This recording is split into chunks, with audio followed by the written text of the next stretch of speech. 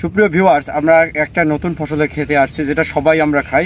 চলেন আমরা সেই ফসলের খেতে যাই, যে দেখি উনি কী করতেছেন।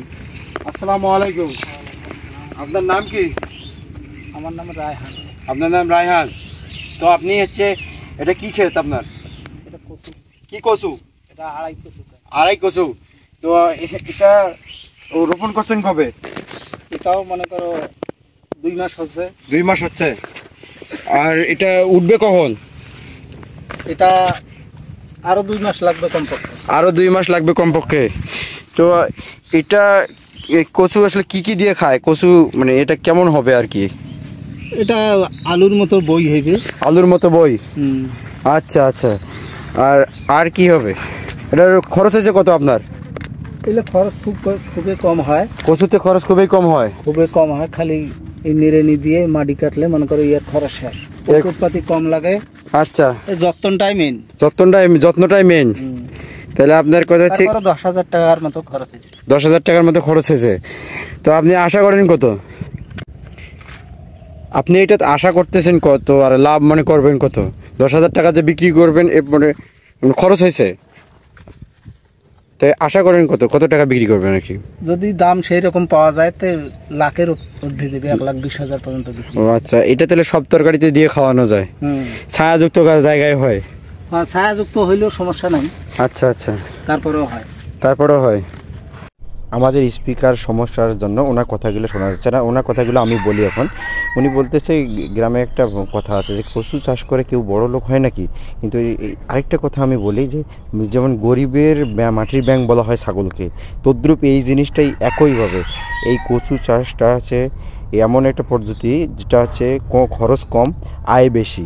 এটা বলা যায় এই যে ছাগল পালনের মতোই, অল্প পুঁজিতে বেশি আয়। তো এখানে আপনি কচু চাষ প্রথমে আপনারা করবেন হচ্ছে 2-3 বার ওই জমিটা চাষ দিবেন ভালো করে।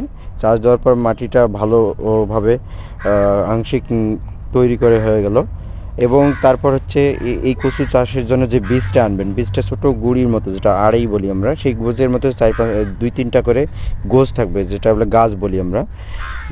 সেই গাছ আবার সুন্দরভাবে এই 1 ফিট বা তারও কম দূরত্বে আপনারা গাড়বেন।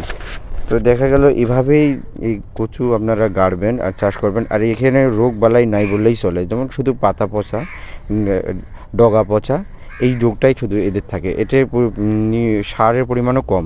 সার দেবেন ইউরিয়া সার, টিএসপি সার, এগুলো সার দিলেই কিন্তু এই চাষটা আপনারা ভালোভাবে করতে পারবেন।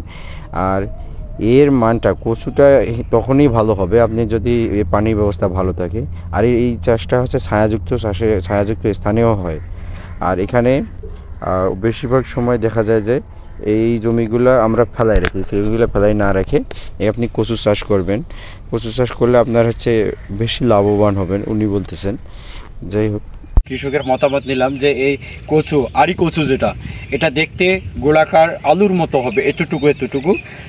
আর এটা চাষ করতে বেশি দিন সময় লাগে না। আর এই চাষটা করা যায় হচ্ছে ছায়াযুক্ত জমিতে, যে জমি হচ্ছে ছায়া, সে জমিতেও চাষ করা যায়।